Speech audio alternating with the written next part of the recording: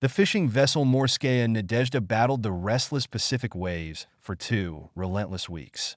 Captain Jim Tavares, a descendant of Danish seafarers with stormy blue eyes and scarred hands, stood steadfast at the helm. His risky decision to sail far beyond their usual fishing grounds weighed heavily on him, and the crew's morale wavered as their nets repeatedly returned empty. The ocean seemed determined to test their resolve, leaving even the most experienced sailors questioning their journey. Austin Wilson, the ship's young and talented mechanic, toiled tirelessly in the engine room, squeezing every ounce of efficiency from the aging machinery. His calculations on fuel consumption grew increasingly dire, and the strain was visible in the deepening lines on his face. On deck, First Mate Lars Eller smoked his family's old pipe as he scanned the horizon for any signs of fish. The weight of his family's future and his youngest daughter Maria's dream of becoming a doctor rested on his shoulders, making each failed attempt at fishing feel like a personal blow. Chris Letang, the veteran cook who had spent more years at sea than many of the crew had been alive, carefully rationed their dwindling food supplies. Each day, his weathered face grew more concerned as he prepared smaller, simpler meals.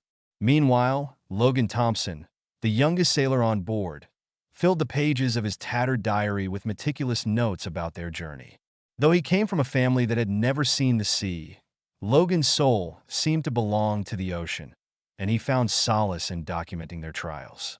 On the 7th day, Captain Tavares called the crew together in the cramped cabin to discuss a critical decision. The maps before them outlined a perilous route into uncharted waters where fishing boats rarely ventured. The risks were enormous. Any mechanical failure in such remote areas could be fatal, but the alternative was financial ruin and the loss of their fishing license. The crew, bound by unspoken trust in their captain, unanimously agreed to the plan. Gustav Forsling, the quiet Norwegian navigator, plotted the new course with precision, marking potential shelters and hazards. By the 9th day, the crew was fatigued but determined. Around noon, lookout Ryan Strom, renowned for his sharp eyesight, spotted a commotion on the water. A massive school of tuna appeared, offering the breakthrough they desperately needed. The first cast of the nets nearly overwhelmed the ship, as winches groaned under the unprecedented weight of the catch. The crew worked tirelessly, hauling in the silvery bounty. For 2 days, they endured grueling cycles of casting and retrieving, their hands raw and their muscles burning. But the overflowing hold reignited their spirits. With their mission accomplished, the crew set course for home. However, their relief was short-lived as a sudden, violent storm descended upon them. Towering waves and gale-force winds battered the vessel, forcing Captain Tavares to steer north to skirt the storm's epicenter. It added a full day to their journey, but it was the only option to ensure their survival. Gustav constantly adjusted their course, while the crew endured the storm's wrath with unwavering resolve. Despite their exhaustion, they managed to collect rainwater to replenish their dwindling freshwater supply, a small but vital victory. As land finally came into view, the crew's spirits lifted, but their journey took an unexpected turn. Logan, keeping watch, noticed a struggling dolphin caught in a fishing net. The animal's frantic movements tugged at the crew's hearts. Despite their exhaustion and longing to return home, the crew agreed without hesitation to attempt a rescue.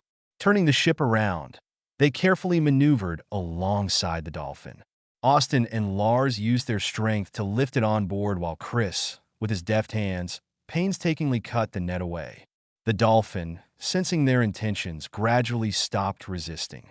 Logan kept its skin wet, while Chris worked delicately to avoid causing harm. The crew's teamwork and compassion shone through, and after ensuring the dolphin had no serious injuries, they gently released it back into the ocean. To their amazement, the freed dolphin lingered near the ship, leaping gracefully in the water as though expressing its gratitude. Over time, its pod rejoined it, creating a moving display of reunion that deeply touched everyone on board. The crew of the Morskaya Nadezhda finally made it back to shore, carrying not only a record-breaking catch, but also the memory of their extraordinary journey.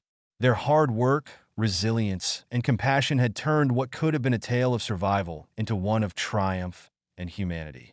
Though their bodies were battered and weary, their spirits soared as they prepared to reunite with their loved ones and share their incredible story. As the ship approached the harbor, the setting sun painted the sea in hues of purple and gold, as if nature itself celebrated their return. Gustav softly recited a Norwegian proverb about kindness returning to the sea, a sentiment that resonated deeply with the crew. They had not only proven their mettle as fishermen, but also as humans capable of extraordinary empathy. Their story stood as a testament to the power of perseverance, unity, and the enduring connection between humanity and the ocean.